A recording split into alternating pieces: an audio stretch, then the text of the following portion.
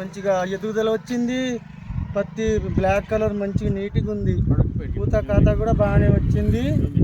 నిమిని gold మంచిగా ఉందిగా, మీకైతే నచ్చిందిగా? మాకైతే బాగుందండి. ఎప్పుడు ఇదే వాడతాం మేము. సరే సరే. ఎన్ని ఎకరాలు ఉంది నీకు?